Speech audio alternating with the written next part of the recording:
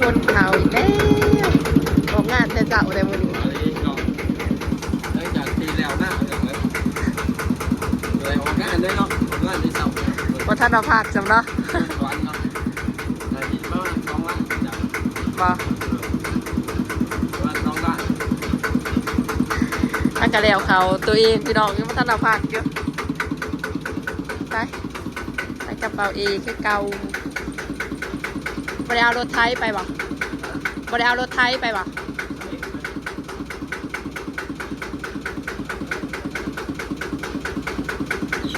เพราะว่าก็สิเด็กเกี่ยวเขาเพื่อเด็กกันนับมาดีเด้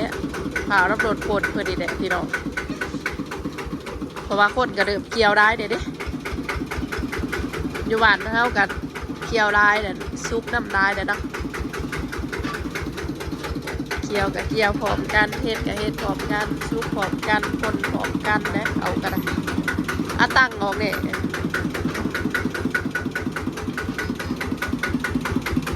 ออกงานอีกแล้วบริภาควัฒนภาคพี่น้องเนาะเฮ้ยระวังเด้อลาไม่เปิดประตูเลย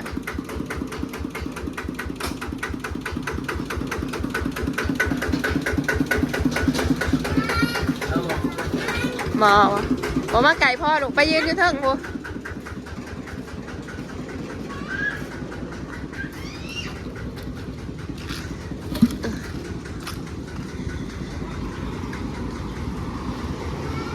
คนก็เดิมซุกเดิมยังได้เดี๋ยวนะเดี๋ยวบ้านก็เดิมเงียบนะคนออกหน้าเกี่ยวเข่าเนาะพี่น้องย่ำให้ย่ำหน้ากับสีเงียบในบ้านอยู่บ้านอยู่เพื่อนกันหลายข้อที่พ่อก็ยังเดิมซุกเบอร์ละสิเดิมตัดแต่มืออื่นมือเราก็ตัดเข่าแล้วนี่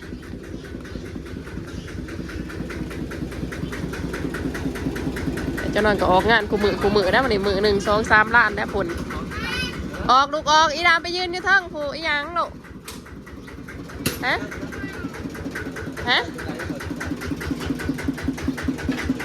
ไปยืนอยู่เทิงอย่ามาไก่โดดพอไว้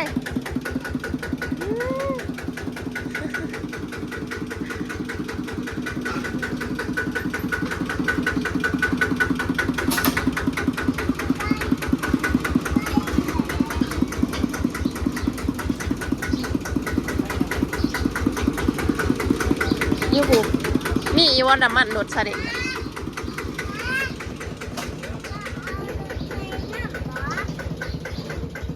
ว่าเอารถไปน้ำบ่ผูบ่าวเอครับรถซาเด็กไปผูบ่าวเอเอารถซาเด็กไปบ่เอารถไทยไป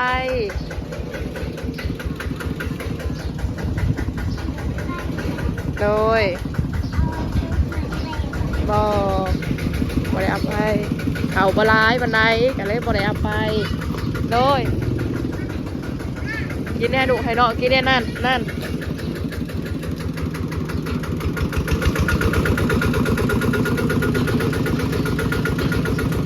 บายบาย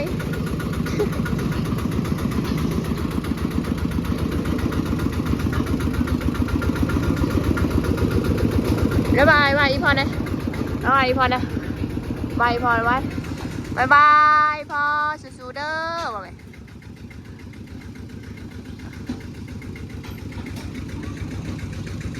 ลาไปเอามาให้น้องไม่แน่หนุกอยู่อันอาหารอยู่ตู้เย็นของน้องเฮ็ดตุ๊กขี้ดินนะฮะมาองุ่นทันได้เบิดล่ะป้าที่ดังบังลายอยู่พีกโดนว่ายับปีกไกลๆเนี่ยตีโอ้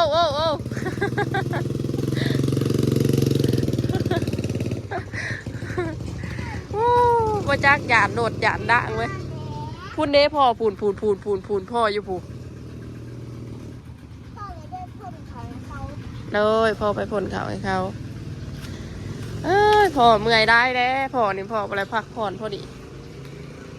เดี๋ยวหน้าตัวเองเนี่ยกระโตรถพ่นเลยตีตนอยู่เสียดจังใดเนาะพี่น้องขันบ่สู่กับบ่มีกินอันนี้เขาที่เพิ่นพ่นแล้วเนาะพี่น้องใน48 ศพข่าวหน้าตัวเองแม่น้ำคิงกับบ่ค่อยได้ไปถ่ายคลิปหรอกพี่น้อง อยู่หน้ากันเลยเนาะก็ออกไปอยู่แต่ก็บ่ได้ถ่ายคลิปเนาะเพราะว่าอันนั้นป้าใบให้เพิ่นถ่ายนะแม่น้ำคิงกับประจักษ์สิถ่ายยังเพราะว่าก็บ่ค่อยได้เฮ็ดอีหยังแหละพี่น้องไปเมื่อหน้ากันเลยคนหลาย ก็สิเฮ็ดซอยก็บ่มีไผเอาลูกเนาะเพราะว่าเฮากับป้าบ่ไหลเด้เพราะว่าหน้าก็ไก่เที่ยงไก่น้ำสินะ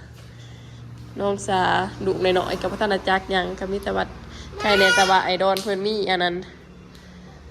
หมู่มาซอยได้เนาะคนมาซอยได้โดยเพิ่นก็เลยบ่เมื่อยปานใดปีนี้พี่น้องเนาะขอบใจได้หลายที่เพิ่นมาซอยเนาะใครแน่แต่ว่ามีคนได้หั่นแหละคือแต่ละปีกับเพิ่นเฮ็ดผู้เดียวเนาะเฮ็ดผู้เดียวก็สิได้เอาไว้เน่ก็เพิ่นสิคุ้มตัดเน่ก็ย้อนสิแหละย้อนมาพร้าวน้ำรดพ่นเพิ่นเน่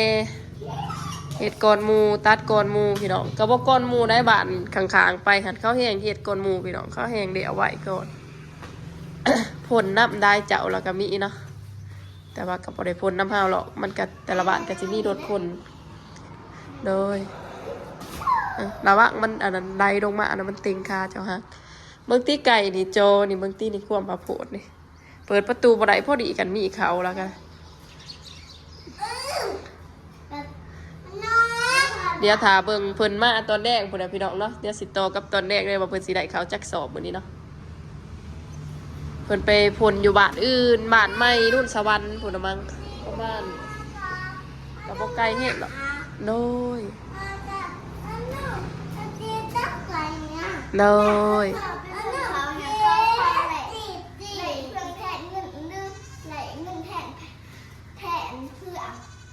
ได้เขาลูก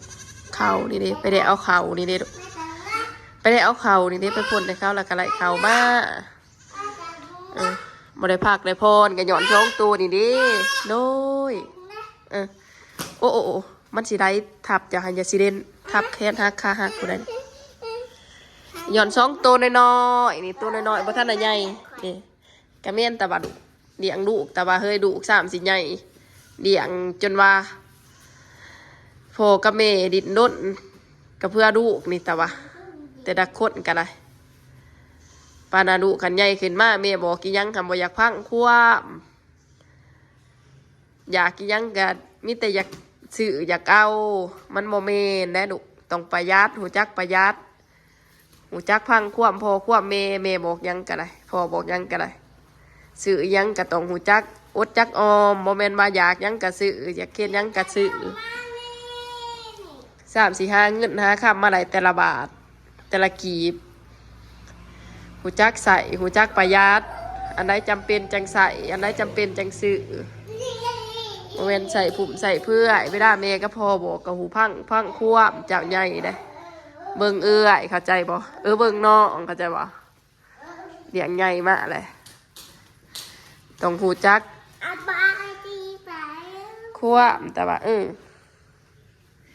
ซอยเมทายคลิปเด้อเบามวนเบาเก่งๆทายคลิปเก่งๆให้ปลาลุงเบิ่งตอนหนูไปหาลมใหม่อยู่หน้าอีพอง่ายเก่งลายแอบบ่บ่ต้องคืนแสดงออกบ่ต้องอาย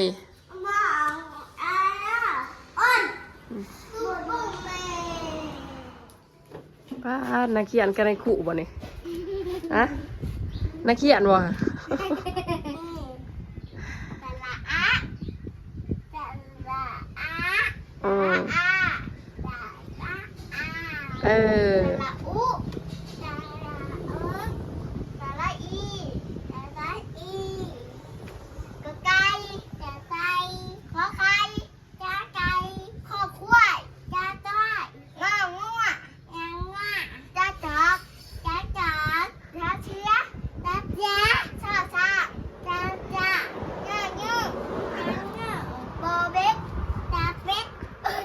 เล็กตาเล็กตาตา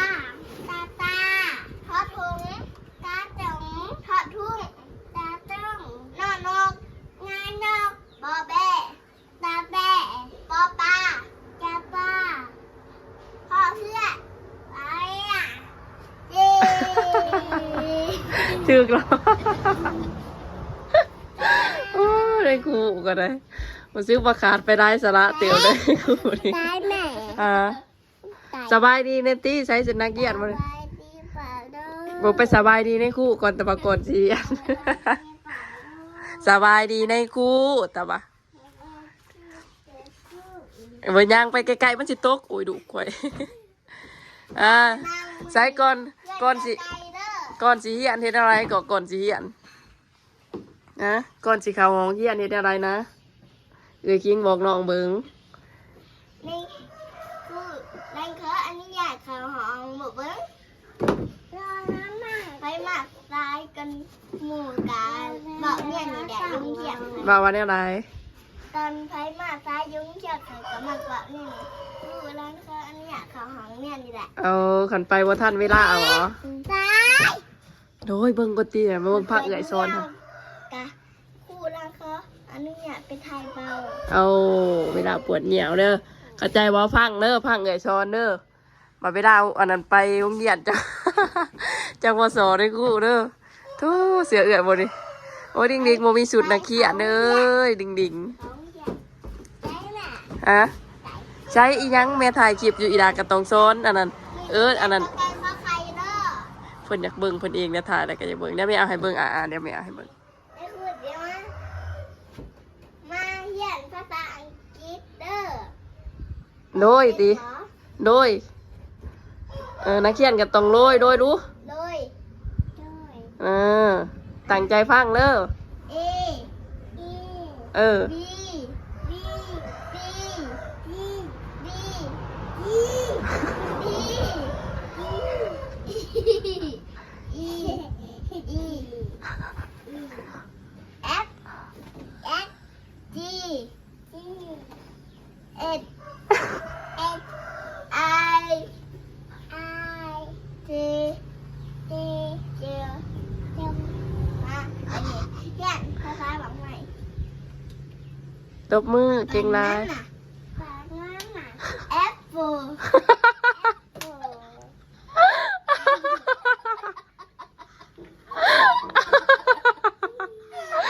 เก่งเอามา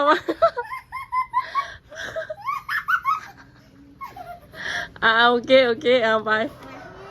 บานาน่ะ เอาพักเอื่อยซ้อนภาษาอังกฤษนะ บานาน่ะแอปเปิลชิคเก้น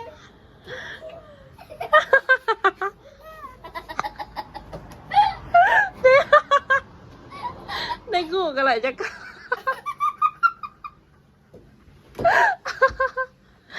ไหนจะกลับในกูไหนมันจะใส่โอ้ตายเก่งได้ มาไปดิ เก่ง เจ๊ อ่ะ เจ๊มานั่งตรงน่ะเธอเจ้า เอาอีดานั่งที่เอื่อยสิซ้อนไปนั่งก่อนไปใช่เพิ่นจะไปก้นซ้อนหมอ มา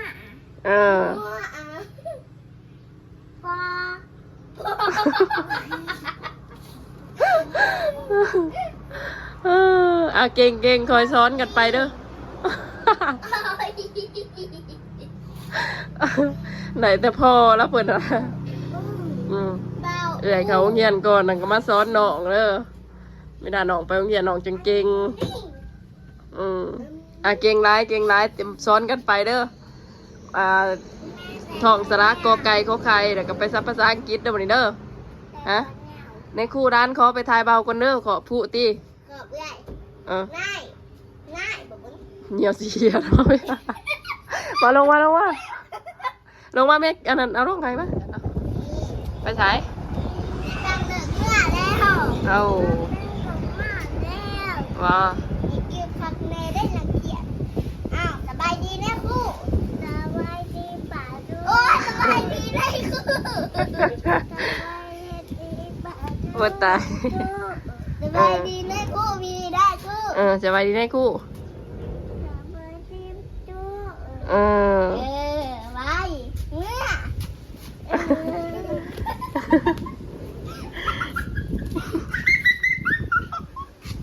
ถึกใจเอื่อยเว้ยแต่งตัวให้น้องมาแล้ว ป้ากล่องเขาคือหมวดเนี่ยเสร็จก่อนบันหนึ่ง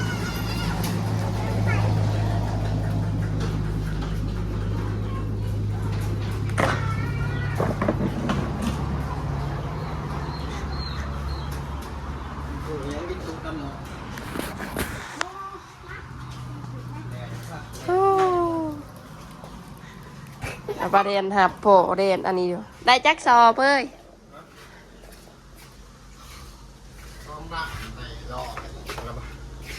เดี๋ยวทดสอบ ยังว่าท่านเอาขาพ่นสัมบ่ พร้อมแจก เขาว่าท่านแดดวะ เอาหลบทรง รัดยังลายวะแล้วกล่องเขาคือหมูแท้ สิบนี่นะ เขาไหลขาวลายเนาะ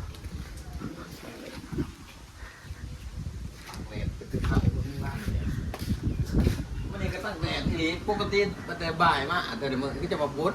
เงาเนาะคือจะมายานจะพ้นครับ ตอนเขาแล้วเขาตอนทั้งหมดท่านแล้วเขาพอพ่อแล้วเขาแล้วโอ้อ่ะ พ้นกลางแดดเลย คนกลางเลย ได้จักสอบ เอามาสองสอบ เอามา2 สอบ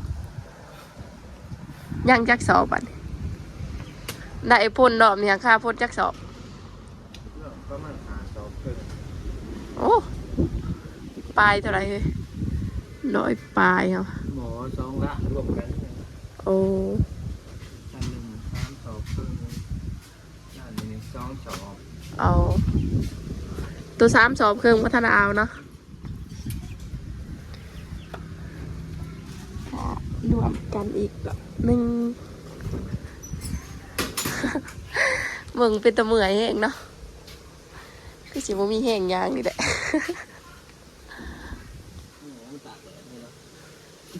ไข่ร้องมันลบมันบ่ได้แบบว่าถามมันว่าแห้งบ่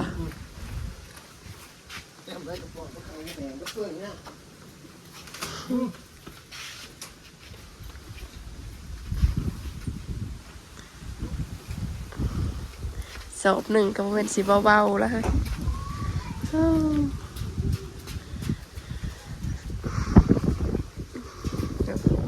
มาได้ไก่เคยกินเด้เคยกินไปนะ ไปนะนักเรียนไปนะ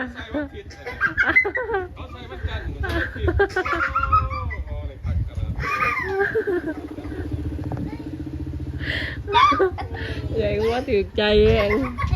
นักเขียนเลยนักเขียนดีเด่นเฮ้ยนักเขียนดีเด่นนี่นักเขียนแตงมาเนี่ย อ่า ขอไข่ขอไข่ขอกล้วยของัวนั่นจะจอก เบาดีๆที่คอยเบาเบามวนๆ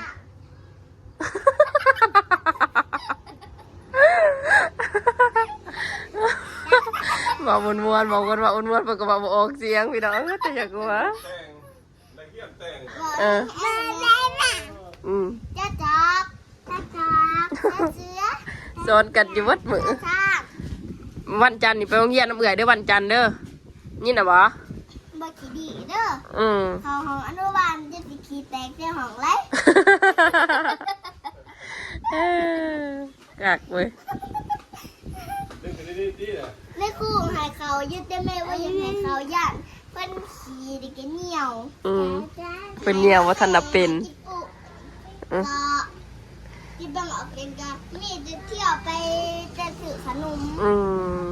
ที่บางเขาห้องก็มีแต่ยังไปซื้อขนมยังไปซื้อ